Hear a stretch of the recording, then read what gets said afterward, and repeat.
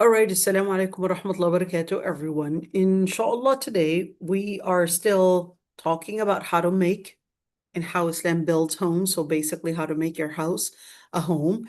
We basically are making this as part of the series on fiqh of marriage. So we did talk about fiqh of marriage. We did talk about basically the marriage contracts, the engagement in its rulings. We talked about the different types of marriage contracts. We talked about a lot of the different conditions that relate to marriage contract in terms of witnessing, in terms of weddings, in terms of course, the different rulings that relate to all of that. Then, of course, once we have a marriage, then how do we make that marriage a place of stability, a place of tranquility, a place of happiness? So then we get into how Islam builds homes. In other words, how to make your own house a home. Just because you have a husband, you have a wife, you have basically all those different elements, that doesn't necessarily mean that this is a place of stability.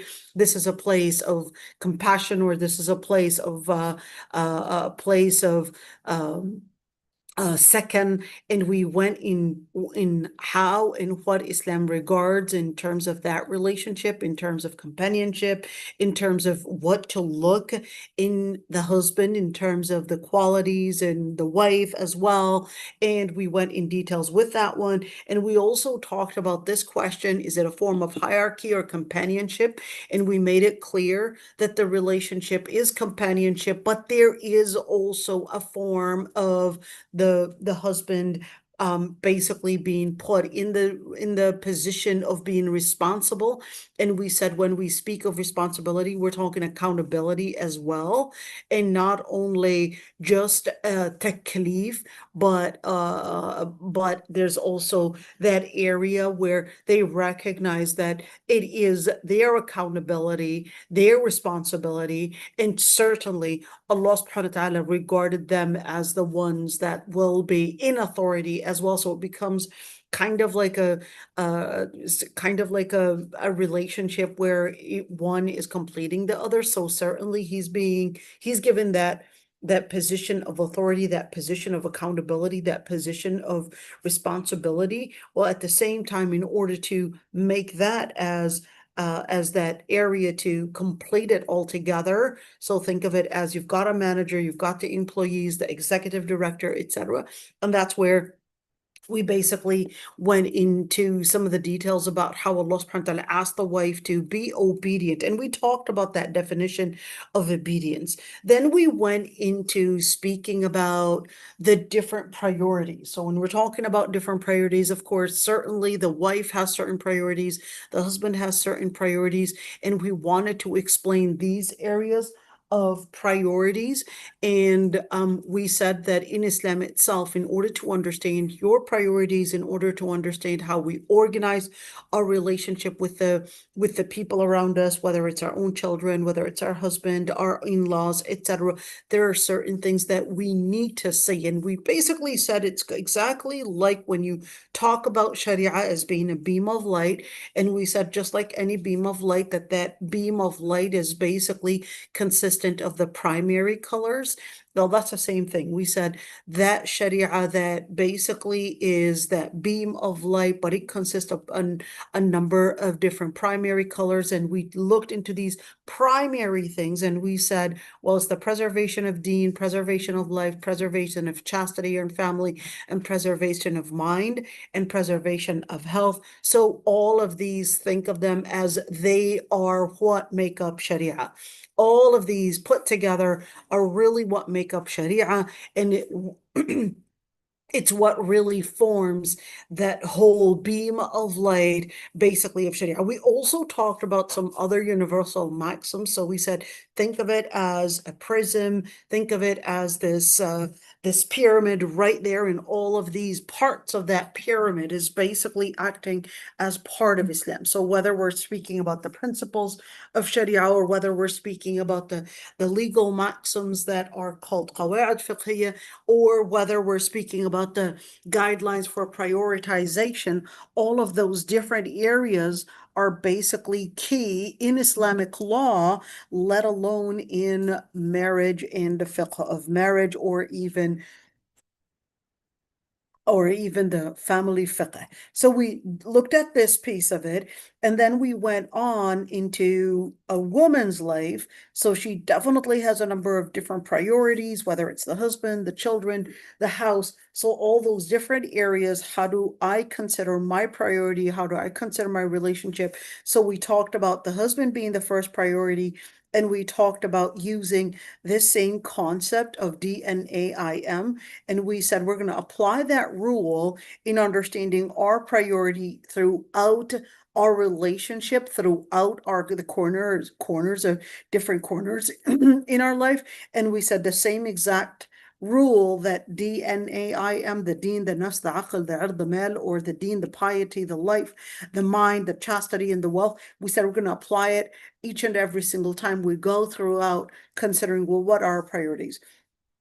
So in terms of husband, we said the same thing. We're going to look at his deen first. We're going to scrutinize that piece of it, but him being that position of perhaps that authority, al-qawama, that qawama right there. So, and him being the qawam, and him being basically the person of responsibility that can sometimes conflict. And we would see a lot of times that misogyny where some men might think, well, you know what, you basically do not have the right to stand and argue with me, or to object, or to even, they would expect a certain voice tone, or a certain level of, let's call it, inferiority. Let's call it a certain level of being submissive, or being this, all of that. So I would say a lot of this is definitely misogynist, and is culture more than it is religion. Well, that does not mean that Islam does not consider that there is another level of respect, or another level of, let's call it, I would say, responsibility and accountability towards the husband, and that we would take وَلِلرِّجَالِ عَلَيْهِنَّ دَرَجَةٌ. So it's not completely, let's say, at the same level of respect, or the same level of authority and accountability, etc. But no, there's another higher level and higher, let's call it, expectation from the woman towards a man. That this is straightforward. No political correctness, no, none of that, because the ayah is really clear, and it's saying وَلِلرِّجَالِ عَلَيْهِنَّ دَرَجَةٌ. I know that a lot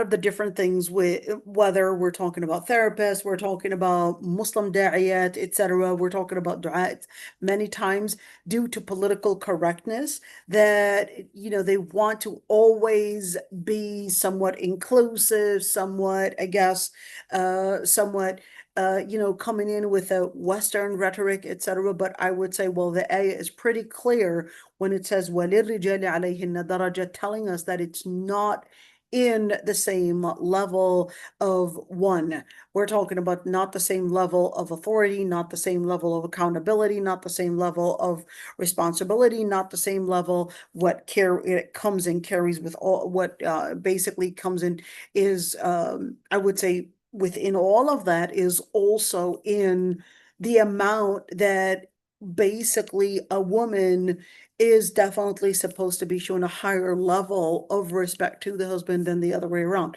This does not mean whatsoever. I know some people are going to be panicking and thinking that I'm saying, hey, men, you can be rude to your wife. Absolutely not.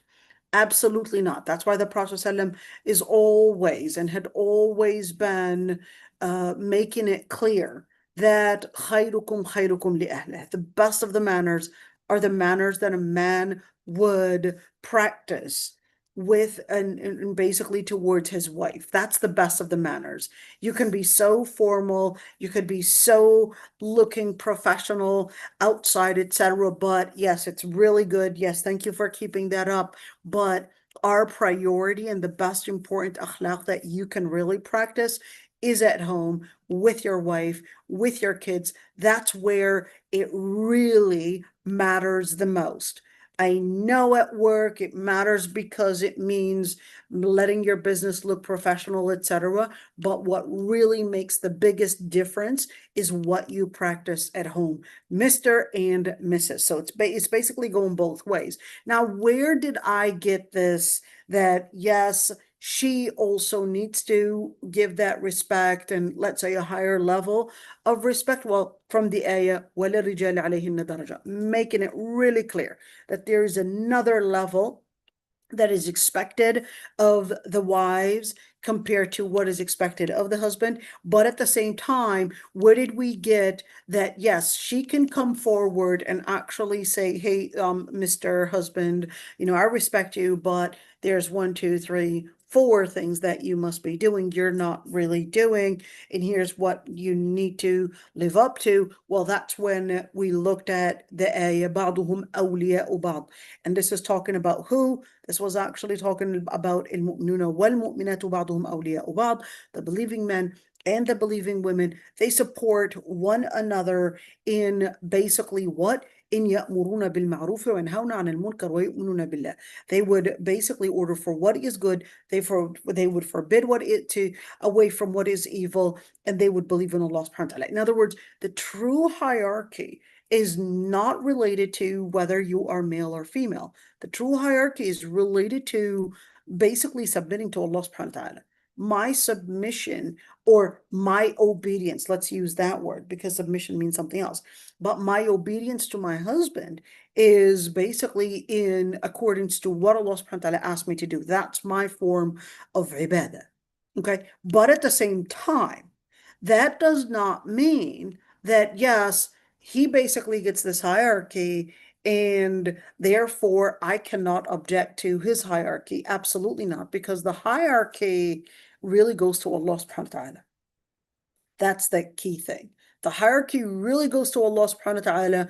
And once he goes basically against the orders of Allah subhanahu wa ta'ala, against the principles of Allah subhanahu wa ta'ala, that's when it is her duty to come in and do that responsibility of al-amr bil-ma'ruf wa nahy al-munkar, and basically taking on to the role and saying, hey, listen, I need you to recognize that this is taking us away from sailing into the path of Sharia, into the path of Allah subhanahu wa ta'ala. So then she would come in and say, well, right now I have to, yes, I can talk to him. I can use that method of talking to him. But if he's insisting to go the wrong direction, then I have to take over and basically start turning this into a way that will put us back onto the stream of Sharia. Okay, and we also talked about some responsibilities in how to contain. When I say the word contain, this is a key word in marriage when you contain, because it's trying to put everything into that one block, into this one piece, and trying to contain everything is trying to embrace it, trying to put into, I guess, into making these areas within this marriage, whether we're talking about the children, we're talking about the household, we're talking about the relationship, we're talking about the in-laws, we're talking, we're talking about different sides that can be that can be extremely let's call it let's just call it draining for some. But if you put everything on the same level of priority, then definitely it will be draining. But if you understand your priorities and you recognize that this corner, I'm putting too much effort in the wrong area, that's when you will be capable of channeling and distributing your time, distributing your energy, distributing your focus, basically in the way that Allah subhanahu wa ta'ala considered it as balanced. It's so easy to think that we have to do everything at a 10 out of 10 and in a level of perfection. That's impossible. So that's why Allah subhanahu wa ta'ala tells you, I want you to focus your area of energy, or focus your time, or focus your area of perhaps discipline or whatever it is in these areas. So that's why we're talking about the deen, the nafs, the aql, and the ird, and the mal. So in order to put the relationship with the husband, and basically make it into a balanced level. The Prophet ﷺ gave us some certain key tips. And part of these key tips, إِذَا نَظَرَ إِلَيْهَا سَرَّتْ, and this is when basically he emphasized whenever he looks at her, she brings delight to him. And we talked about the impact that this has in making that relationship in a stable relationship, that whether it's talking about how she appears, the words that she uses, and we talked about this psychology that that basically is part of our makeover as women, that we are prone and more susceptible to anxiety, to depression, whether due to hormonal changes or whether different stages in our life, when you're talking about menopause, you're talking about cycle, during the cycle, etc. So basically, all those different things. And there are studies that tell you that women during the time of menopause, they are more likely to ask for a divorce and then regret it. So that's when she's feeling that, I haven't done enough. I'm so bad. I'm basically looking and starting to, I would say, slap herself and start hitting on her back, and just feeling that, I need to leave. I just need to be alone. I just need to, all of that is basically part of the changes in a woman's body. And then many times, without us realizing, those emotions, if they become the main drive in how we relate with our decision making, this can be something that we may regret. So Allah subhanahu wa ta'ala, or the Prophet ﷺ, were giving us these key things. إِذَا نَظَرَ إِلَيْهَا سَرَّةٍ, to let us know, if you really want to change your psychology, if you really want to change what is within and what basically is probably coming in from different angles, whether it's your hormones or whether it's basically the different changes that probably relate to all of that, that one key tip is, one, we talked about changing your perspective and saying Alhamdulillah Rabbil Alameen, and letting you see that you, instead of looking at things that lack, but you recognize and you start counting the things that you really appreciate. Start counting the things and start finding the things that you are basically blessed to have. So that's changing your perspective, rather than seeing what you probably maybe did not accomplish, or maybe you had your shortcomings, but now it's redirecting your vision from seeing that, Alhamdulillah, that I have this blessing, I managed to accomplish this and all of these different areas. Alhamdulillah, this is what I put my energy in, and this is what I try to basically achieve. But you want to remember, even if you did not achieve, if you put the energy into something, and I've seen this very, very often, okay, women or men, but parents would be putting efforts to probably having their kids memorize Quran, maybe go to Islamic schools, maybe try to discipline them as much as they can, etc. But then their children just decide on a completely different path. You did all your homework, and I've seen this very often. You did all your homework in doing everything by the book, if you would want to say it, by the book, to train, teach, discipline, do the best to bring your kids, to make them the best kids, but then things went in a completely different direction, and they definitely didn't turn out the way you would want. So I want you to sometimes, recognize that, yes, you might have done everything by the book, but you have to recognize, as we say in Arabic, one hand does not clap. You do one side, but if the child chooses otherwise, remember, Allah subhanahu wa ta'ala will reward you based on the intention and the effort that you had invested, and not based on the outcome. Just keep that one in mind, because it can be extremely painful for many parents. And just yesterday, I had this parent who has a PhD in Sharia. Her and her husband, actually, they have PhDs in Sharia, and their daughter just went completely off the path. And this happens often. Nas'Allah al-afwa wal-afiyah. And, it's so painful, especially when other people are coming at you to tell you, listen, you are a failure. You failed in raising the best children. You failed in doing this and this. And it becomes really painful because you know that you did your homework. You did your homework, but you got to recognize one hand does not clap. It's the child that needs to choose. It's the child that needs to choose that religious integrity, that piety, that path. And just because the outcome was not in the most successful outcome that you had hoped for, you will be rewarded for the effort that you had invested. You would be rewarded for the intention, for the sincerity, and for the energy that you basically had tried to invest in trying to get to the best outcomes. So therefore, slapping yourself that, it's my fault, I did this, and especially in a time when this, not only the society, but including, all these therapists and all this psychology department, etc., they're just at the parents, basically slapping them left and right and villainizing parents, in making those parents basically come in as, everything that goes wrong, it's your fault. It's your fault, and everything that can come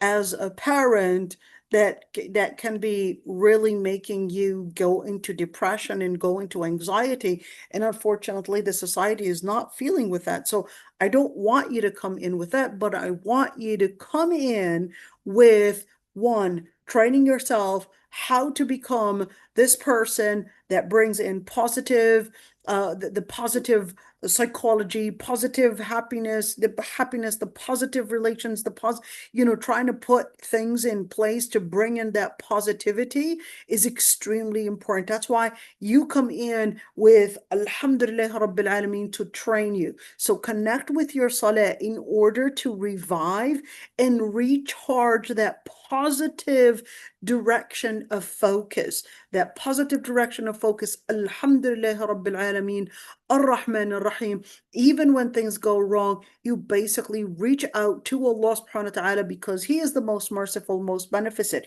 So when I say إِذَا نَظَرَ إِلَيْهَا سَرَّتْ, you're like, you know what, but I'm really feeling bad. I know the work, the responsibility is so tremendous that it's impossible for me to keep up with all of this. So I will say, well, wait a minute. I want you to recognize that Allah subhanahu wa ta'ala will reward you for the amount of effort and sincerity. And there's no way, sorry, ladies, there's absolutely no way that you can be, as a mother, with all these responsibilities at the house, children, the husband, etc., that you can be perfect. There's no such thing. Especially with the way social media is presenting it, like, oh, she's just perfect in dealing with the husband. Look at them, they're always just giving smiles and and these beautiful hearts with their hands and etc. And they're looking like these two doves and happily ever after. The children, they're just coming in and giving you like the most disciplined kids, and the house, everything's just so clean, and everything's the meals, everything, it's just so. That's all fake. There's no home that is like that. There's absolutely no way that you can have the super mom where everything is just neat and everything is in place, and that she can be, hey, she's going to come at the end of the day and just give you a beautiful smile. There's no way.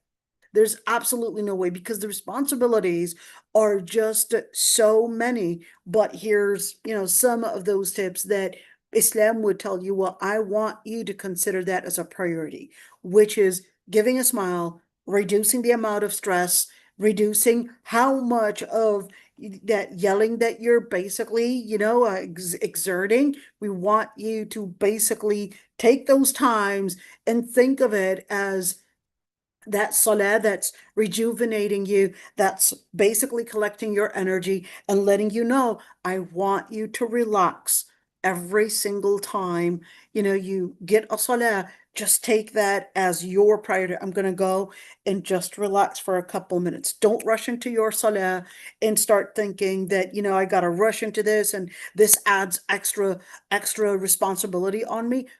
Never think of salah as a stressful thing. Think of salah as a stress reducer. Think of salah as the most important thing that's going to keep you with this energy. إذا نظر إليها سرت.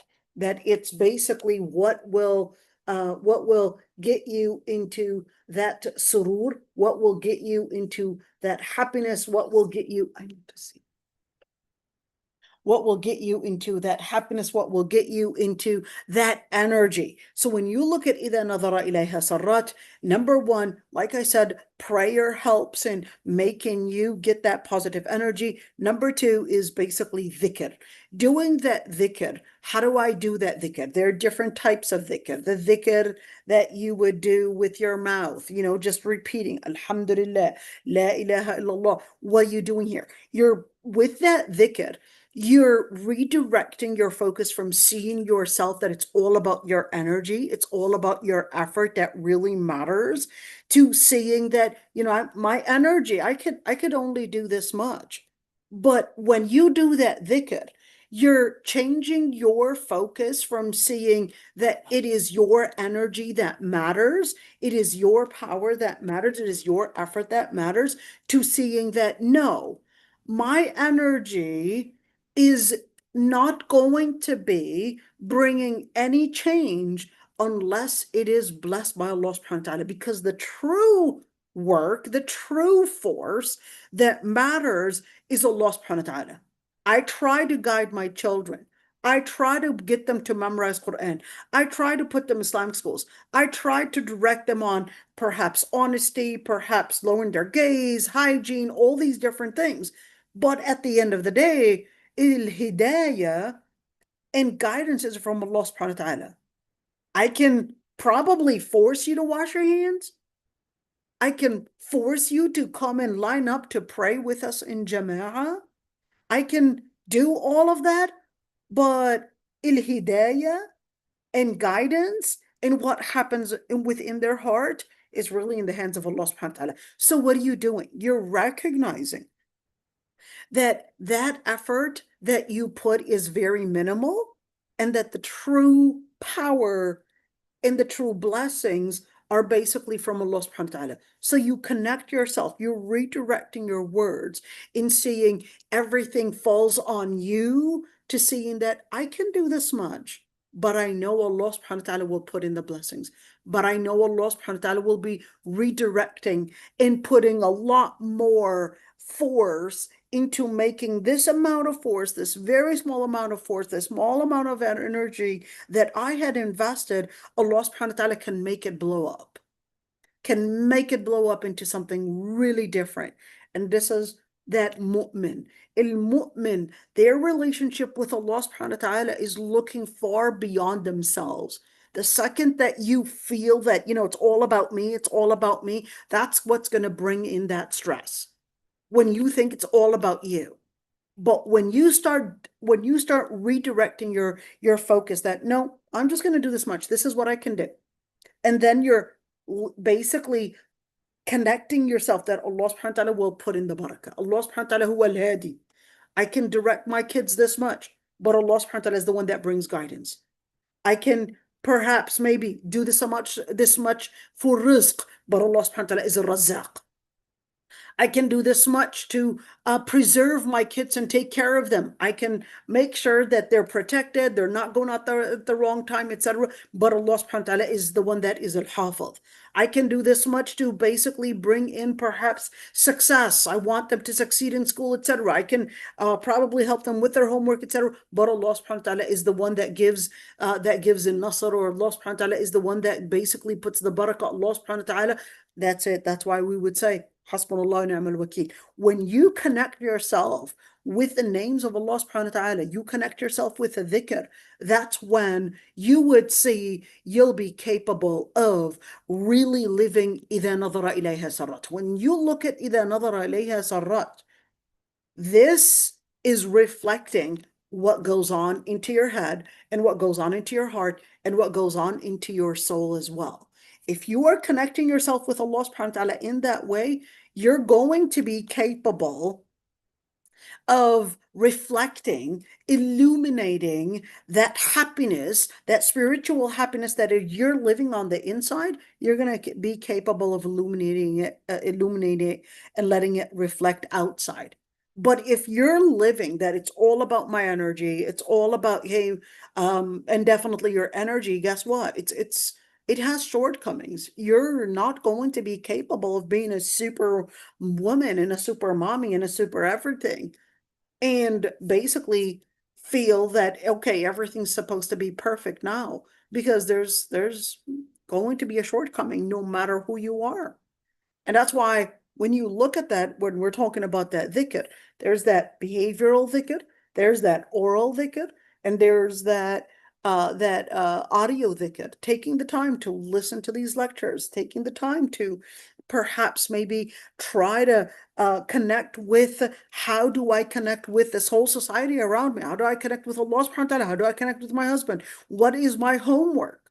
That's one thing that we would learn through that dhikr. إذا غاب عنها حفظته في نفسها وماله. And we talked about this one in detail. We said basically it's all about sincerity. It's all about honesty, all about transparency from both sides, from the husband's side and from the woman's side, because it is part of our psychology. Once we feel that insecurity, that's when we start to, one, withdraw or attack.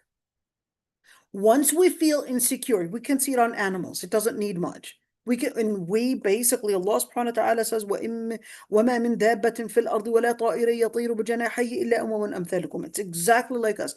You could know your behavior as a human being. When you start feeling, nope, I can't trust this person anymore, that's when they start to withdraw, or even human beings. Or when they start feeling insecure, that's when, of course, they start getting prepared to attack. So one thing that is extremely important is basically that transparency, that honesty.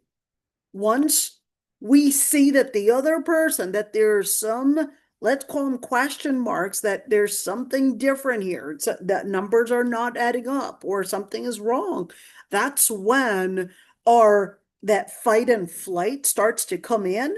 And that becomes this dagger, or think of it as this cancer that starts to grow within the relationship. And this cancer in its early stage, it's a lot easier to cure. This cancer, if it's in its early stage, and what I mean by cancer, this insecurity. So think of that cancer in the marriage relationship is really lies. Once that person is lying in words, or whether betraying, in other words, being secretive about something, or perhaps maybe sneaking about something, their behavior is really reflecting betrayal, etc., then that's when that relationship is going to start building in that cancer, and then that cancer will continue to grow. And once it starts hitting some certain key areas, we're talking about lymph nodes and etc., maybe on in the body. But once it starts hitting perhaps maybe that area where, no, you really touched a sensitive nerve, you probably had come with certain things. Oh, then we're going to get into really serious complications that may sometimes be irrevocable, that may sometimes be fatal, that may sometimes be, that's the end of it. So it depends on how far it grows. So in other words, the most important akhlaq, the most important akhlaq that we need to practice is basically honesty. So when this hadith is emphasizing إذا غاب عنها حفظته في نفسها وماله, it's living the integrity, whether the person is present or whether the person is absent, that we live the religious integrity, we live the honesty 24/7, and basically living that integrity is going to let the other person feel secure, let the other person feel safe, and then therefore they're going to exert that as well. This is what's going to reflect on you. You're also going to be feeling safe. We mirror the people around us. We mirror the people around us. If you had people smiling and laughing without you realizing, you're going to start smiling and laughing. If you see people crying without you realizing or even knowing what the story is, you might start crying yourself. It is part of our brain makeover. It's part of how we basically mirror or how we are wired. And this is a reality that we see, believe it or not. I mean, if you were to have pets, you would even see that. If you are crying, your pet is going to recognize that you're sad, and they'll come in and attempt to perhaps maybe just comfort you. Or if you are angry, you could see that they're recognizing that there is some panic mode. They'll either run away or they'll probably attack, but they're recognizing that there's a high sound, a high blasting sound, a high pitch that basically means that there's some danger. And that's not only in seeing it in pets. If we can see pets who they cannot understand what we're saying, that's the same thing that your children will feel as well. Even a 5-month baby, even a 5-month baby, they even see that on in children's psychology. Even a 5-month baby is capable of recognizing when mom and dad are yelling. They are capable of recognizing that there is something dangerous happening here. They are recognizing all of that, and it will reflect on them and how secure they feel, how happy, how stable. All of that will basically start reflecting on them. So when you look at that security, you look at honesty, that acts as the main cornerstone in the relationship. Hafidhatul lil ghaib. We talked about hafidhatul lil ghaib in details, and we said basically preserving the information that this wife or the husband, so the husband about his wife, don't share it with your family. If she's trying to probably, get better, or she's doing something wrong, don't share it with her in-laws, or at least with your family. And same thing for the ladies. Don't go sharing that information with your mother, or sharing that information about your husband to your family, or even to your friends, because guess what? You had just widened that area of intervention, or let's call it people intervening, and people basically sticking their noses in your relationship. Learn how to understand each other's chemistry and learn how to solve it on your own. Because once you start getting people inside, that's when you just expanded the area of that. Think of it as a gap. You just made that hole bigger and bigger. And without you realizing, patching it is going to be a lot harder. The bigger the hole, the bigger, of course, those. And here's what happens whenever, in sewing, if you have an organized cut, okay, just think of it as an organized cut. I got, an organized cut. It's going to be easier to patch than if I were to talk about a tear with multiple cuts. So the tailor will have to organize that cut again in order to patch it neatly. And of course, when you have other people intervening, they will start cutting differently. And without you realizing, when you start patching, probably his sister getting involved just made things worse. His brother getting involved got things even worse. Your mother getting involved, your sister getting involved. So many people just intervened that it made this patch a lot harder to fix. And of course, you might try to fix the relationship between you and him, but then all of these different people that caught each and every single person was cutting one piece of it, that basically made it nearly impossible to make a patch that will completely heal it. It will always basically reflect a certain tear, a certain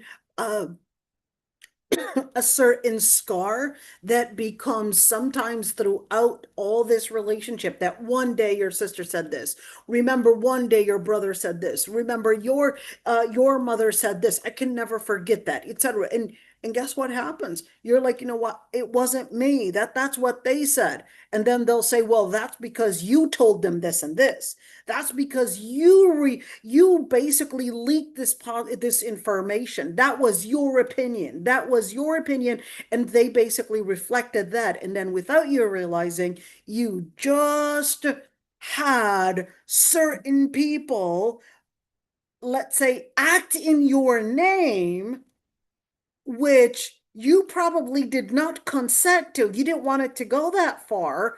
And it became something that becomes something that became, there's no way that you can repair it. So what do? We basically go with, let's call it, before you seek treatment, learn how not to get sick. This is extremely important. Not getting sick is better than treating the illness. All right. So from the very start, Allah subhanahu wa ta'ala was giving us these key things. I want you to basically practice honesty. I want you to spread that happiness within the household. I want you to preserve the privacy, because once that information is leaked, then you're really in serious trouble right there on how to patch it.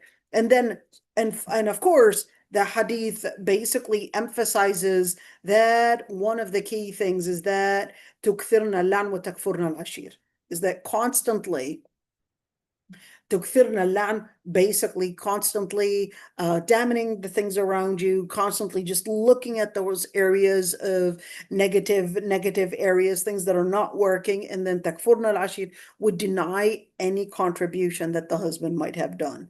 And this is more common in women than in men, simply because as women, we might actually feel that we're expecting that we are supposed to be somewhat dependent. Yes, certainly the feminist rhetoric is telling you to become independent, etc., but they would still recognize down the road that as much as you thought that I can be independent, I can get a job, and I can basically rent my own place, I don't need my family, all of this type of rhetoric that basically circulates around, guess what? It will make you more vulnerable, because just when you thought that you had somehow become independent from your father, you had just became an easier access to those predators on the outside. You're going to need your family. That's a reality. Once you start getting kids, once you start getting all of those responsibilities, that's why you're seeing a lot more women in Western countries basically becoming easy victims into those outside predators, because fathers were basically stripped away from their responsibility to be giving security to their daughters. The daughters were convinced that, listen, in order for you to be independent, quote unquote, you basically have to leave your patriarchal father, your authoritative family, etc. Just be on your own, get a job, and be free in it. But the truth of the matter is that she became a free access to those predators outside. And she basically became a free access to all the different hardships, and she became more vulnerable, basically, as a woman that definitely needs all that support. So Allah subhanahu wa ta'ala is letting us know Kufran al-Ashir is a mindset. Kufran al-Ashir is a mindset. And it starts even before marriage. If she comes in with Kufran al-Ashir, and she's coming in, and that's something that I would say to the guys, if you're fiance or the girl that you're proposing to. She's constantly complaining about her father, constantly complaining about her family and how abusive they are, etc. That's a red flag. You're going to be next. That's a red flag. A person that comes with the mindset of being a victim and a mindset of villainizing everybody around them, that's a mindset of kufran al-ashir. That's a mindset of kufr al-ashir. Every single relationship, they're going to be villainizing their friends. They're going to be villainizing their husbands. They're going to be villainizing their teachers. They're always coming in with a mindset of the victim mindset. And this is right now a trend. So that kufran al-ashir, Islam tells you, no, I don't want you to complain. I want you to see what you can do to change the situation rather than come in and thinking that everyone is supposed to be fixing everything for you. That's number one. Number two, Islam tells you, I want you to recognize what others are trying to contribute in making you happy, or even in making the circumstances that surround you happy. Why? Because this actually comes with إِذَا نَظَرَ إِلَيْهَا صَرَّتْ. This comes with that whole mindset. How do I appreciate? How do I recognize the good, the blessings that are around me, whether it was God-given or whether it was others contributing in my life? How do I recognize it? Or how do I even recognize and appreciate what I had also contributed? What I had contributed? I thought we're not supposed to see what we had done in good. No, even see what you had done in good, because when you see, alhamdulillah, that Allah subhanahu wa ta'ala had guided me to do this. Alhamdulillah, that Allah subhanahu wa ta'ala had given me the ability to do this.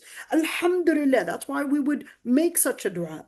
Ya Allah, Allahumma inni as'aluka fi'la al-khayrat. Ya Allah, I ask you to give me the effort, the power to do what is right. So what are we doing right there? We're also recognizing even our own efforts.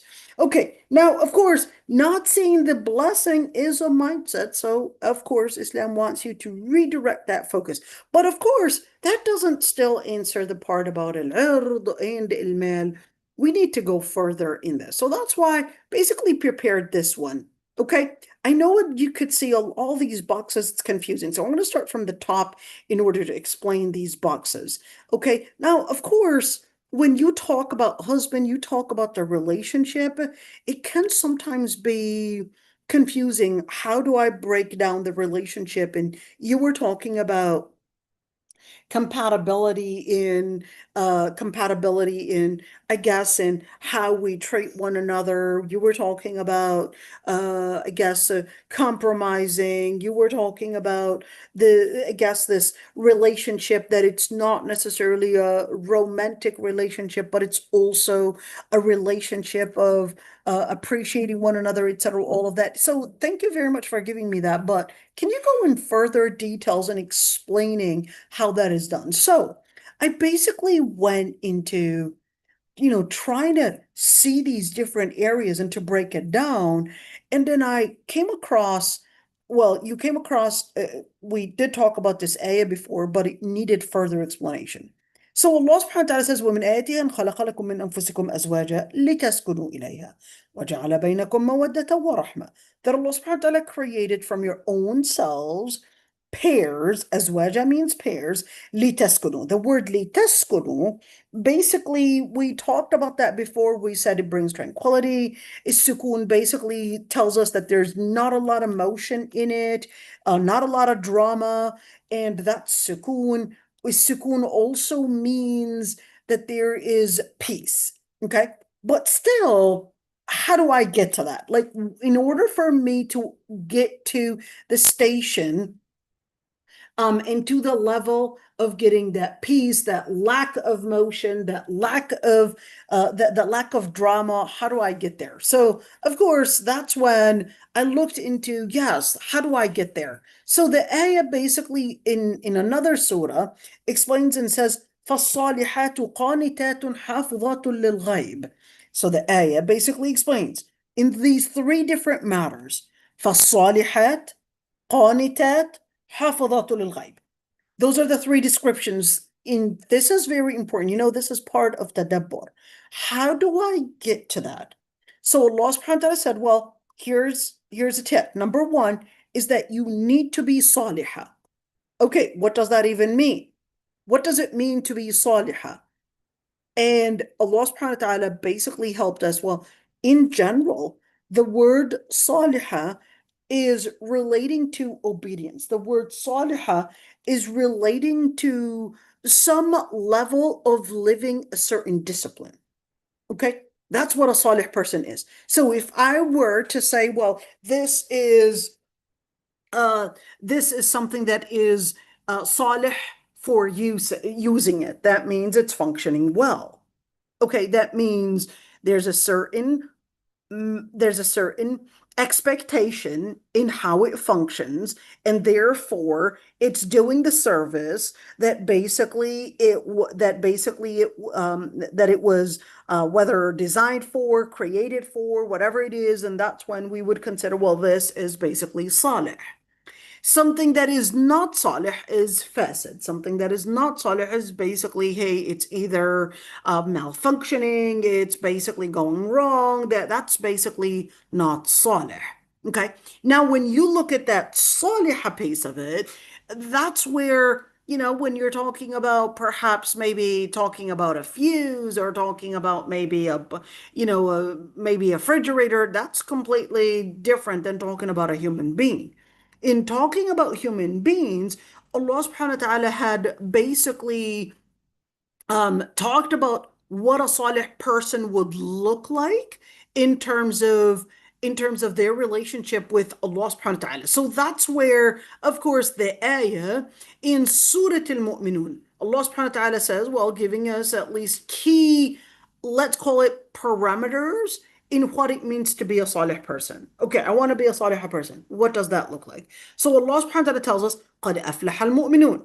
Well, the ones that are successful are the mu'mineen. Okay. الَّذِينَ هُمْ فِي صَلَاتِهِمْ خَاشِعُونَ. So now we got, they're basically focused in their prayer. So this is a key thing. وَالَّذِينَ هُمْ عَنِ اللَّغْوِ مُعْرِضُونَ. The second one, they basically zip it in saying what is haram. They say the right things. They don't use words of profanity. They don't use words of gossip and words of haram. So you're talking about the second thing is what their speech carries.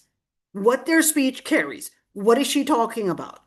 The amount of the amount that women speak is way more than the amount that men speak.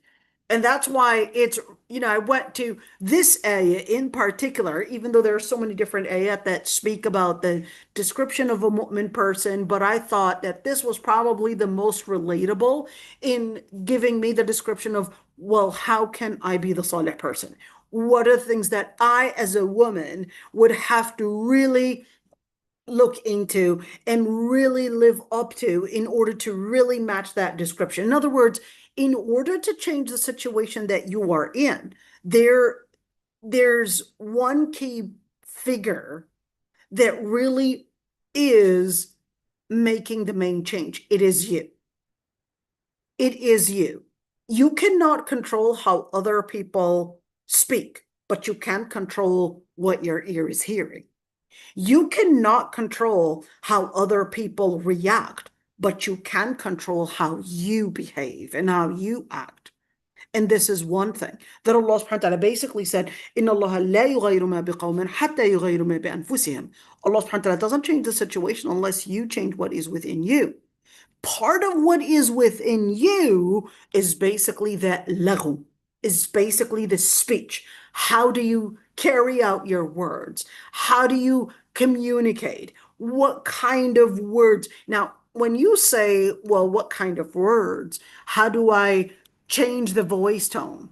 How do I speak in a certain voice tone? Well, that's why Allah subhanahu wa ta'ala was always letting you remember that your intention and your heart is basically going to direct the voice tone, is going to direct the voice tone and how that voice tone comes out, is going to basically help you voice one, the right words, the voice tone, and certainly the other person is going to feel that vibration. In other words, what is in your heart is going to vibrate on the other person. A lot of the communication basically happens with eyes even before the words say anything. With eyes. That's why Allah subhanahu wa ta'ala says, يَعْلَمُ خَائِنَةَ الْأَعْيُنِ, talking about the what really betrays, those hidden messages that you would see. يَعْلَمُ خَائِنَةَ الْأَعْيُنِ. It's in the eyes. The eyes speak a lot. And it's not just the eyes, but what really determines how eyes communicate, how your pitch comes out, it's really the heart. If your heart has a disease, then you're not going to be capable of making your voice tone sound, unless you're a con artist. That's a different story. Unless you're a con artist, they can make crocodile tears and they can make you think that these people are really honest people when in reality, they are really hiding really dangerous sentiments and really dangerous motives. That's a different story. But I'm expecting that, a person that is wanting to listen to what I'm saying, even though, I know sometimes I'm like supporting you, and at the same other second, I might be slapping you, telling you to wake up. I know it's really hard listening to me. I completely understand. It's hard me listening to myself because, subhanAllah, at the end of the day, I'm a human being and I got my shortcomings. Okay. I'm saying this to myself. I'm not just telling it to you. Okay. Now, well, let's continue the ayah. وَالَّذِينَ هُمْ لِلزَّكَاةِ فَاعِلُونَ.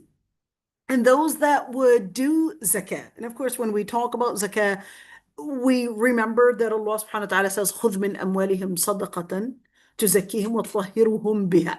When you start learning how to give, when you start learning how to contribute, when you start learning how to share, that is when you learn how to not be fixated on yourself and be centered around yourself, but you start becoming a person that cares about others, a person of caring, a person of compassion, a person that really recognizes other people, whether their pains or whether their hardships or whether their challenges, etc. That's what zakah will teach. And that's the same thing. Not until you feel, whether we're speaking about zakah, certainly there's no different opinion between scholars that this is referring to zakah, that the zakah, that 2.5% of the income or the savings, etc. All right, there's no question about that. This is talking about that zakah that is the pillar of Islam. But I'm talking about what we learn of zakah, what we get, that discipline in it that is basically reflecting upon us. What do we get out of zakah? We get خُذْ مِنْ أَمْوَالِهِمْ صَدَقَةً تُزَكِّيهِمْ وَطَهِّرْهُمْ بِهَا. So when you see that zakah in that Surah At-Tawbah, تُطَهِّرُهُمْ, that it's تُزَكِّيهِمْ وَتُطَهِّرُهُمْ بِهَا, that zakah is more than just giving money. Zakah, it reflects in what happens within your heart, what happens within your mind, how you relate with the people around you. So how you relate with zakah, how you relate with the people around you, that's when you create a personal relationship with whether the poor people or even with your husband or even with your kids. You recognize that they're trying hard and you recognize that they're trying to put in an amount of effort. So at least, trying to help them and let them see that you understand, and let your husband see that you really care and that you really appreciate all the effort that was invested. Others will reflect the same thing. other people will reflect as you reflected that you appreciate, you recognize the effort that they had invested, they will reflect the same thing. So I want you to look at وَالَّذِينَ هُمْ لِلزَّكَاةِ فَاعِلُونَ. Certainly this is talking about a certain amount of money, but it reflects and it basically comes in as this wave that it will also bring in an amount of cleansing. Let's call it a spiritual cleansing. Let's call it a discipline cleansing, behavioral cleansing, the heart cleansing, and it goes farther than just giving. So when you talk about zakah, it's appreciating what others are going through and appreciating that investment, and you pitch in. وَالَّذِينَ هُمْ لِفُرُوجِهِمْ حَافِظُونَ. That's a very key one, of course, in marriage, because they're guarding their private parts. And certainly this is whether the husband or whether the wife, it's guarding their private parts, and that way to keep the relationship secure from STDs and secure from seeking other ways of perhaps maybe giving them pleasure outside of their relationship. But when that relationship, we're really committed to it, and we're not seeking ways of pleasure but through basically our husband and wife, that's when you can guarantee that they'll come back. That's when they will guarantee that you will come back, that he will come back, that both of you have only yourselves to seek basically in pleasure, to seek in support, to seek one another and not someone else. The second that someone else comes into that relationship, that's when you can consider that this cancer had started going into those lymph nodes and perhaps even into, I don't know, cerebral fluid and whatever. And then that's when it's going to be fatal once that starts hitting in those areas.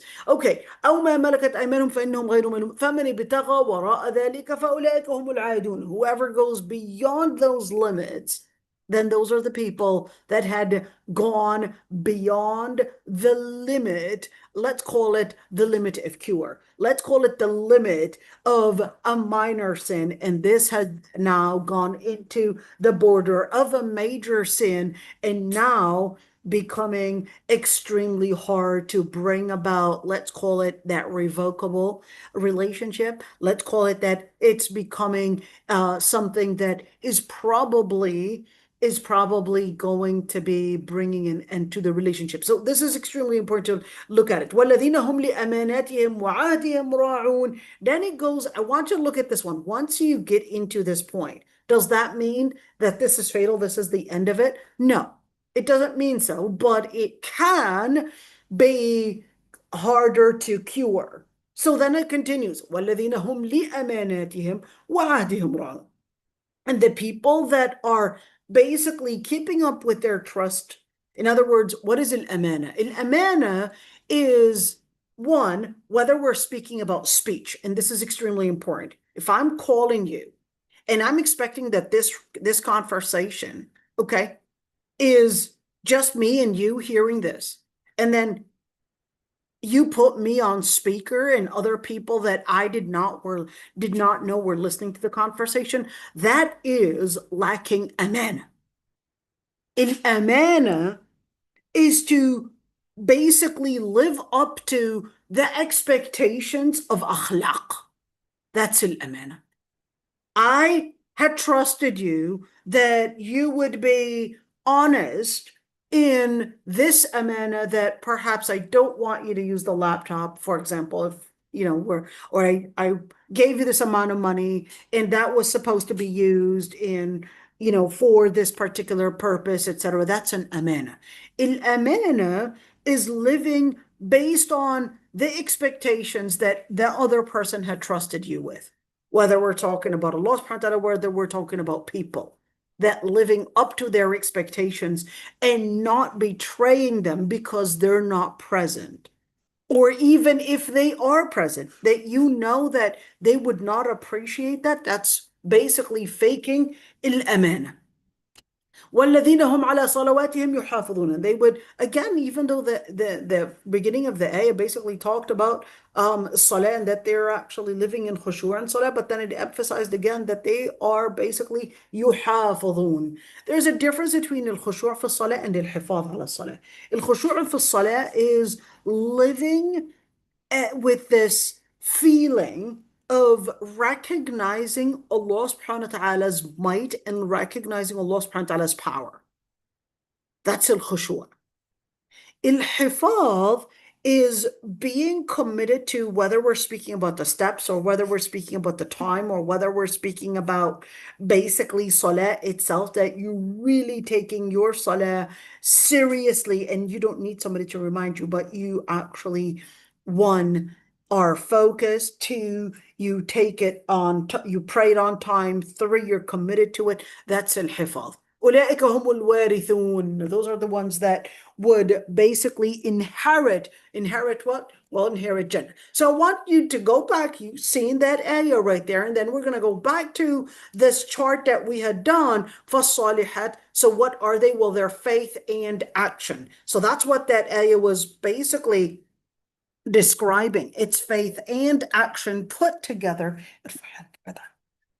It's basically putting faith and action put together in that relationship. So we're talking about faith in terms of their faith in Allah subhanahu wa ta'ala, and action in terms of living up to the integrity, up to their religious integrity, and living up to that piety that Allah subhanahu wa ta'ala had basically considered is part of faith. So let's look into those. Number one, part of faith, basically staying away from al-laghu.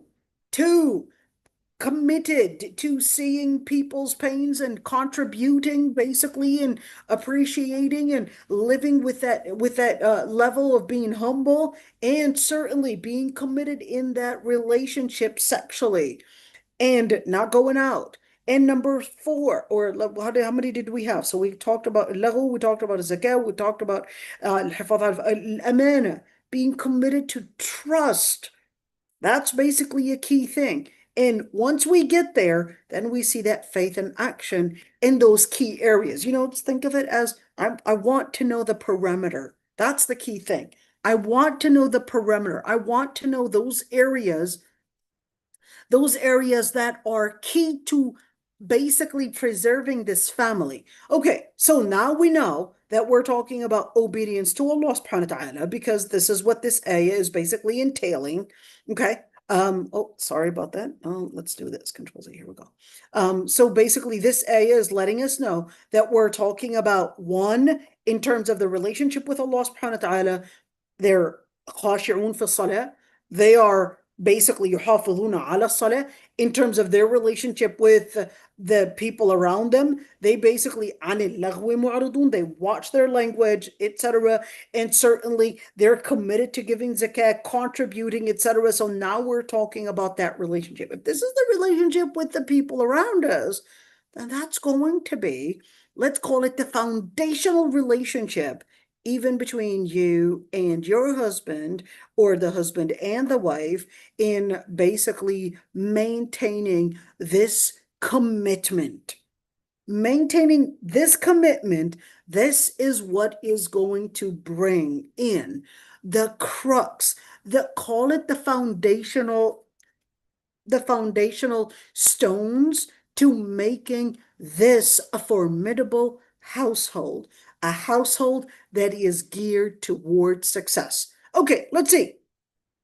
The Prophet ﷺ basically said, let's see right here. I want you to look at this hadith, because this isn't just telling, okay, the wife, Allah subhanahu wa ta'ala, the Prophet ﷺ made it really clear. We're not going to go in all the details about obedience to the husband, because we talked about that numerous times, and we talked about that in what we see in the ayat, we talked about what we see in the hadith, so I'm not going to emphasize that. I'll just, say it as a general word, and the details. Okay, so let's see right there. The Prophet ﷺ said, فَاتَّقُوا اللَّهَ فِي النِّسَاءِ فَإِنَّكُمْ أَخَذْتُمُوهُنَّ بِأَمَانِ اللَّهِ واستحللتم فروجهن بكلمة الله ولكم عليهن ألا يطئن فرشكم أحدا تكرهونه فإن فعلن ذلك فاضربوهن ضربا غير مبرح ولهن عليكم رزقهن وكسوتهن بالمعروف. Okay, so let's see here. The Prophet ﷺ basically said that what men are supposed to be keen of is that فَاتَّقُوا اللَّهَ فِي النِّسَاءِ. When you say فَاتَّقُوا اللَّهَ, what does that mean? Remember that ayah when we said earlier before, when Allah subhanahu wa ta'ala basically had laid out الرجال قوامون على النساء, what did that ayah end with? That ayah ended with فَإِنْ أَطَعْنَكُمْ فَلَا تَبْغُوا عَلَيْهِنَّ سَبِيلًا. And then what? إِنَّ اللَّهَ كَانَ عَلِيًّا كَبِيرًا. If they obey you, don't abuse that. فَإِنْ أَطَعْنَكُمْ فَلَا تَبْغُوا عَلَيْهِنَّ سَبِيلًا. Don't get into this advantage. Yeah, now she obeyed me in this, now I'm going to get further and further. فَلَا تَبْغُوا عَلَيْهِنَّ سَبِيلًا. And then what? Allah subhanahu wa ta'ala says, إِنَّ اللَّهَ كَانَ عَلِيًّا كَبِيرًا. For the Lord Almighty is aliyan. He is beyond. If you think you're something big, your Lord Almighty is Ali. He's basically beyond all that. Kabira, he's almighty. So the Prophet ﷺ takes it from there and says, Fattaqullah. Then you have to fear Allah subhanahu wa ta'ala, not because you've got the power. Remember, if you have the power to abuse somebody that is weaker than you, remember Allah subhanahu wa ta'ala has the ultimate power. He's capable of actually taking it out of you. So he said, فَإِنَّكُمْ أَخَذْتُمُوهُنَّ بِأَمَانِ اللَّهِ. I want you to emphasize the word بِأَمَانِ اللَّهِ. You had taken them بِأَمَانِ اللَّهِ, as Allah subhanahu wa ta'ala put them to be under your power. You have the manpower. You probably have the money power. You probably have all that power, but Allah subhanahu wa ta'ala created women weaker physically, weaker in different ways, but it's a trust in that Allah subhanahu wa ta'ala put in you. So she came in with trusting you. Live up to that trust. That takes us back to that ayah. Remember before when we talked about this ayah right there in Surah Al-Mu'minun, when it was talking about right there, وَالَّذِينَ هُمْ لِأَمَانَاتِهِمْ وَعَهْدِهِمْ رَاعُونَ. And that's the same thing. That woman came in living with that trust. She gave up on her father. Well, I don't want to say gave up on her father. She never gave up on her father, but she came in to form family with you, surrendered really to you. She surrendered to you. So that's an amana. Live up to that amana. Live up to what Allah subhanahu wa ta'ala had taken basically upon you to be a person of trust. That's why he said, أَخَذْتُمُوهُنَّ بِأَمَانِ اللَّهِ. You had taken them with Allah subhanahu wa ta'ala trusting you, but you need to live up to that trust. وَاسْتَحْلَلْتُمْ فُرُوجَهُنَّ بِكَلِمَةِ اللَّهِ. And their private parts were regarded as lawful to you by the word of Allah subhanahu wa ta'ala. Certainly, you have the right that they would not whatsoever cheat on you and probably bring someone into your home without your permission. It's a فَإِنْ فَعَلْنَ ذَلِكَ. If they were to do that, فَاضْرِبُوهُنَّ ضَرْبًا غَيْرَ مُبَرِّحٍ. You can certainly, if they had done something like that, فَاضْرِبُوهُنَّ ضَرْبًا غَيْرَ مُبَرِّحٍ, then you can beat them lightly or strike them lightly. But here's one thing. Even the word beat is actually not accurate. Because in English, to beat actually means to leave bruises, to leave marks, to leave, I don't know, broken bones. That's beating. غير مبرح tells us that this is not permissible to do. So we're talking about a strike that does not leave any bruises, that does not leave any puncturing of the body, that does not leave any broken bones, etc. غير مبرح. That's basically to let us know that even when the wife goes wrong, the husband does not have the right to somehow abuse the woman in that way with ضرب مبرح. وَلَهُنَّ عَلَيْكُمْ رِزْقُهُنَّ وَكِسْوَتُهُنَّ بِالْمَعْرُوفِ. Then they have the responsibility, or they have the right, sorry, not the responsibility, but the right to basically be given the provisions and وَكِسْوَتُهُنَّ, and even the shelter بِالْمَعْرُوف, in piety or in good, or at least in what basically is considered as key, let's call it covering the expenses within that society. Now, that's what we get out of الرجال قوامون على النساء. So therefore, yes, certainly Salihah recognizes certain responsibilities, and certainly recognizes that, well, he is al-Qawam, I have to obey, basically as an executive director, obey my husband as long as he doesn't order me for something that is haram. And that's why Allah subhanahu wa ta'ala basically says, وَلَهُنَّ مِثْلُ الَّذِي عَلَيْهِنَّ بِالْمَعْرُوفِ. They have a responsibility exactly the same way that they have the right. In other words, we're talking about somewhat of a relationship that she's got a certain responsibility, he's got a certain responsibility to give in return. She has a certain right and he's got a certain responsibility. And one key thing in Islam, there's something called al-ghunmu bil-ghurm. What is al-ghunmu bil-ghurm?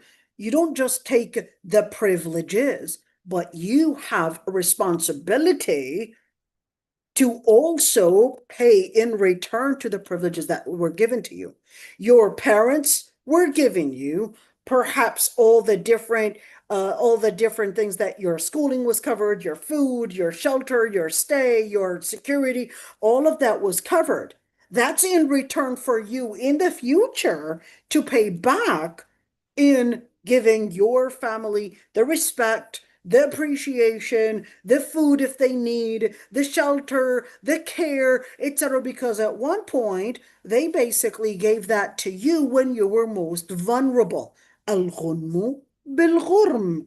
That's the same thing. The husband, he's got the responsibility to shelter, to cover the expenses, to cover all the different things in security, all of that. Then the wife, in return, we need you to be an abiding citizen. We need you to help us basically come in to get that in place as well. So that abiding citizen within the household is basically that ta'at al-zawj. That comes with it. So that's why the ayah continues, وَلِلرِّجَالِ عَلَيْهِنَّ دَرَجَةٌ. There's another responsibility that you have basically to do in relationship with the husband, that you've got another relationship with, basically living up to وَلِلرِّجَالِ عَلَيْهِنَّ. I want to look at the word عَلَيْهِنَّ, because عَلَيْهِنَّ is telling us that it's not in the same level, but there's another further step that we would like the wives to live up to, basically a certain level that's higher than what is expected of their husbands. Yeah, that's a direct ayah right there. Wallahu azizun hakim. What is aziz? Aziz basically means that Allah subhanahu wa ta'ala, if a person decides that they don't want to live up to that limit, well, Allah subhanahu wa ta'ala is not in need for you. In other words, what are you living? Well, you're living in this whole ta'at al-zawj, you're living that humility, not for the sake of that man, but for the sake of Allah subhanahu wa ta'ala. That's why he says Azizun Hakim. So your obedience to your husband and your commitment and your contribution within the family is a form of ibadah. Yes, it's a form of ibadah. So therefore, dear husband, when your wife is appreciating you, please don't take advantage of it and think of it as, yes, it's because I'm the king here, but think of it as she's basically a salihah wife trying to live up to what Allah subhanahu wa ta'ala had expected of her. Do not abuse that, and do not whatsoever take advantage of it, because Allah subhanahu wa ta'ala says, فَإِنْ أَطَعْنَكُمْ فَلَا تَبْغُوا عَلَيْهِنَّ سَبِيلًا. If they obey you, فَلَا تَبْغُوا, don't seek more than what you have the right to ask for, or more than what they're capable of doing. Perhaps sometimes, yes, certain things are expected of her, but she probably is not at the same body buildup as another woman. فلا تبغوا عليهن سبيلا. Then don't exceed your limits. That's that A. If I were to put it in modern terms, فلا تبغوا عليهن سبيلا, don't exceed your limits. Don't exceed the limits and abuse and take advantage of their, let's say, their effort in trying to satisfy her Lord Almighty and trying to satisfy you. Don't exceed the limit. That's simply it. إن الله كان عليا كبيرا. If you think your power and you're abusing that she had not been working all these years, and you're abusing that if she were to get out of this relationship, that she would basically has nowhere to go and has no food and has all of that, and she could lose her children and all of that, then you're abusing that. Allah subhanahu wa ta'ala is telling you, إن الله كان عليا كبيرا. He'll come in. He'll come in and retaliate even when she is too weak to retaliate from you. Aliyan Kabira. He's basically great. And when you look at the word Hakim here, it's basically to tell you that Allah subhanahu wa ta'ala has his wisdom, why he organized the relationship in that way. Let's continue. فَالصَّالِحَاتُ قَانِتَاتٌ. What is al-qanita? So al-qanita, al-qunut in general actually means to be in a religious relationship with containing focus. That's al-qunut. So when we make the dua, Allahumma hdina fi man hadayt wa afina fi man afayt, that's dua al-qunut, okay? But when you look into al-qunut itself, whether we're talking about the literal part of it, the word itself literally, basically means that you've got a great focus, and with this focus, you're building somewhat of a spiritual relationship. In other words, you're taking it as more than just a commitment, but you're taking it as somewhat of your centricity that you live wholeheartedly with. Okay? So that's why when you look at al-qunut, remember when we said, okay, how do I live with this salah? How do I live with this piety? And we said, okay, we're more susceptible to depression, more susceptible to perhaps, feeling anxiety and probably going to tantrums and all of that. We're more susceptible to that.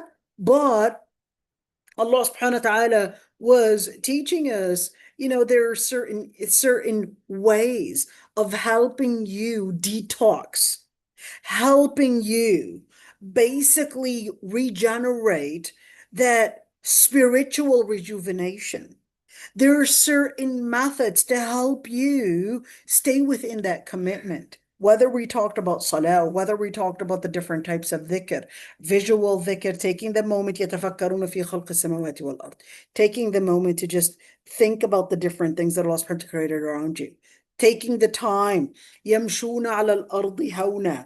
When they walk, they would walk with humility. When they would dress, they would لباس التقوى ذلك خير. They would dress in taqwa.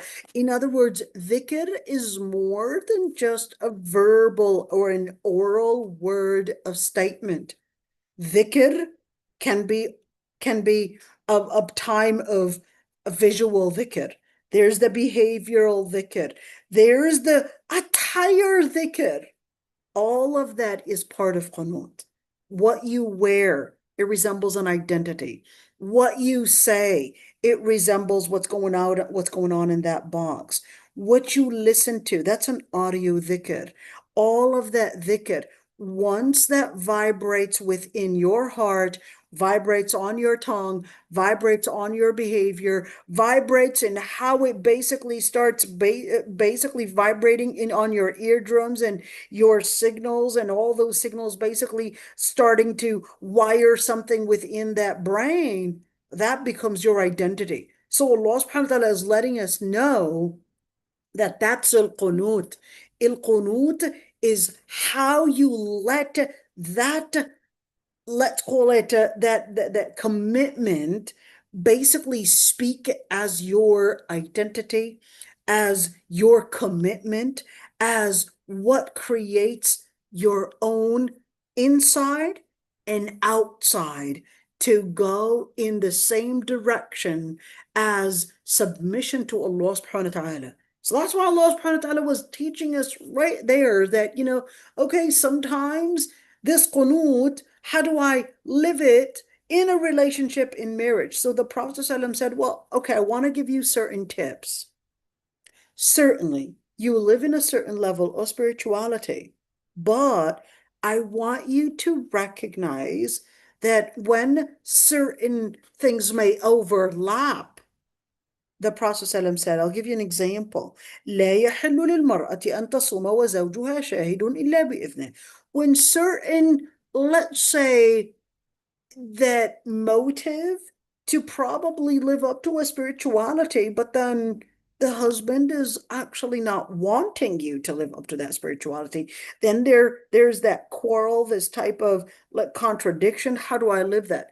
The Prophet ﷺ is teaching you that just by you committed to your husband, even if he didn't want you to fast, he didn't want you to do, we're talking about not Ramadan fasting, because Ramadan fasting, that's an obligation that no husband, no one else has the right to tell you not to.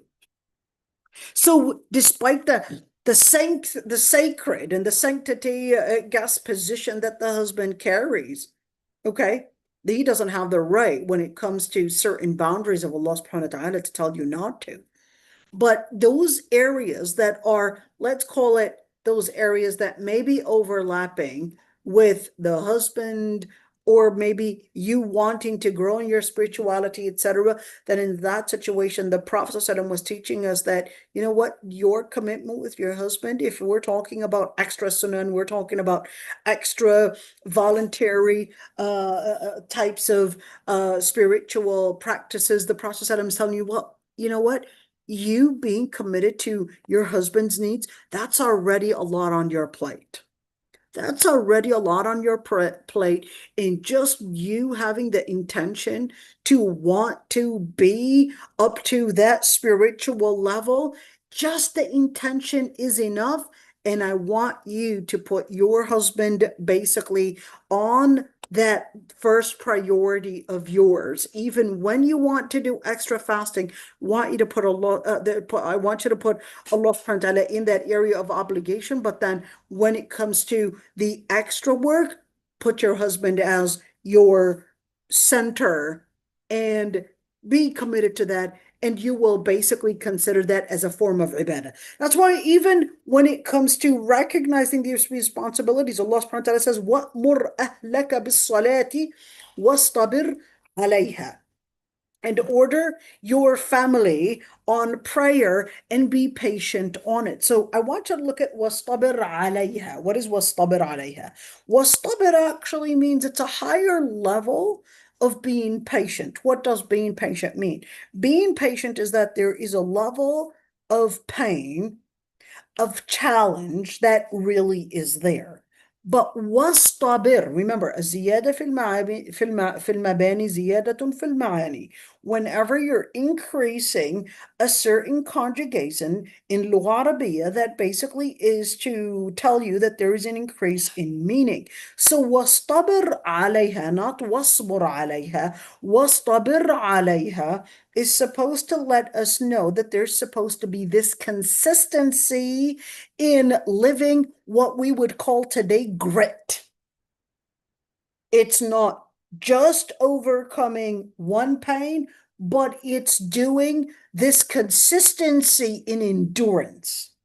But in Lugha Arabiya, we don't need to say grit, this big word, or actually G-R-I-T, so yeah. 4 letters, but we in Lugha Arabiya, we can just add the ta, and here we go. We got the grit in there, the grit in having the patience in doing salat. Man, look at that. It's just 1 letter in Lugha Arabiya, and it gave me a whole sentence. All right, so what do I live in this relationship? Allah subhanahu wa ta'ala says, قُوا أَنفُسَكُمْ وَأَهْلِيكُمْ نَارًا. Fortify yourself. Empower yourselves. When you look at قُوا أَنفُسَكُمْ وَأَهْلِيكُمْ, you empower yourselves, you empower your family, You empower your children, you empower your sons, you empower your daughters with what? أنفسكم وأهليكم. There's that moment that, you know what? I want to empower you. I want you to be strong in your personality, in your deen, in your commitment, in your discipline, in order to protect you from hellfire. Let your children know, let your daughters, let your sons, let your husband know that the reason why I'm doing this is because I am afraid that Allah subhanahu wa ta'ala will hold us accountable for this. Once they remember, I used to play the French horn. I think I said this before. Even though it's not necessarily a very harmonious, very harmonious, I guess, uh, musical instrument, but so I was having trouble sounding out, do, re, mi, fa, sol, la, ti, do, okay? I was having trouble sounding out certain pitches. And the French horn only has 4 keys. So it was hard for me to sound out that letter. How do I get that? If I want to make do, re, mi, fa, sol, la, ti, do, okay, there are certain keys that you have to press, but with 4 keys, you need to get out a certain pitch. And I was having trouble. And my music teacher was always telling me, I want you to think that letter in your brain. I want you to think of that pitch. And that's what's going to help basically your vocal cords, your vocal cords your vocal cords basically know how on their own to whether it's to contract or whether it's to let loose, etc., and get the right pitch out. And that's the same thing, even though she was talking about music, but I really take it the same thing that when you're talking about intention, if you are to have the right intention, the words, the sound, the voice tone, the way that you will voice your words, it will come out. That's why they used to say, ما خرج من القلب لا يصل إلا إلى القلب. If it is coming out of the heart, it will vibrate to reach other people's hearts. That's the same thing with parenting. That's the same thing in dealing with your husband. Take out مرض القلب. Take out the diseases in the heart, whether it's arrogance or whether it's that pride, or whether it's that dunya, or whether it's that self-centricity, or whether it's that shuh and that selfishness, and you will see the other person will, most of the times, unless we're talking about really, really cruel people. No, some people are really cruel, no matter how good you may deal with them in, some people will take advantage of it. So, I recognize that there are these cruel people out there that really will abuse your commitment, will abuse your akhlaq, will abuse your compassion. I know that those people exist, okay? There's no question about it. But I'm just talking about for the most part, in general, people in general will be influenced in a positive way when you show that compassion and that contribution in a good way. And now, of course, even when people are not living up to that principle, don't give up on your principle because others fail to live up to it. That's why Allah subhanahu wa ta'ala says, حافظات للغيب. Remember, فَصَالِحَاتُ قَانِتَاتٌ حافظات الغيب. Now we're going to scrutinize the word حافظات للغيب, because remember, we said we can't change the people around us, but we can change what is within us. So that's what we're trying to do. We're trying to live up to being salihah. We're trying to live up to being qanita. And we talked about how sometimes it may contradict with perhaps husband, I guess, expectations and all of that. So we talked about that. Now we need to live up to hafadhatul lil-ghaib. What does that look like? We talked about that trust. That trust in the relationship is actually key because it builds that security. In fact, Allah subhanahu wa ta'ala had considered, and look at that, even when the two are getting a divorce. Look at this ayah. This is so beautiful right there. even when the two are getting divorced, Allah subhanahu wa ta'ala says, وَكَيْفَ تَأْخُذُونَهُ وَقَدْ أَفْضَى بَعْضُكُمْ إِلَى بَعْضٍ وَأَخَذْنَ مِنْكُمْ مِيثَاقًا غَلِيظًا. How would you take it when you had exposed one another, each other to, in other words, to the other person, and they had taken from you مِيثَاقًا غَلِيظًا. They had taken from you مِيثَاقًا غَلِيظًا. It's like this strong bond. And this is what Allah subhanahu wa ta'ala would tell the two that are getting divorced. Don't expose one another. You had exposed each other to, yourselves, and they had known so much about you, and no one else knows the truth about you more than the other person. But Allah subhanahu wa ta'ala is saying, you know what? Just كيف تأخذونه, whether we're speaking about mahar or whether we're speaking about in relationship with one another, even if you were to divorce, don't exceed the limit and don't take advantage of the other person, even if this person is not at all the person that you trust anymore. Don't live to their level of lack of trust or their level of lacking principle, and live up to the principle that Allah subhanahu wa ta'ala wanted you to live up to. That's why Allah subhanahu wa ta'ala had explained this one, هُنَّ لِبَاسٌ لَكُمْ وَأَنْتُمْ لِبَاسٌ لَهُنَّ. They are a garment to you and you're a garment to them in that healthy relationship. And that's why that healthy relationship, even in a situation where a divorce were to happen, Allah subhanahu wa ta'ala says, وَقَدْ أَفْضَى بَعْضُكُمْ إِلَى بَعْضٍ. What is al-fada? Al-fada is basically to expose one another. She exposed so much about herself. You expose so much about yourself. You are so transparent to one another.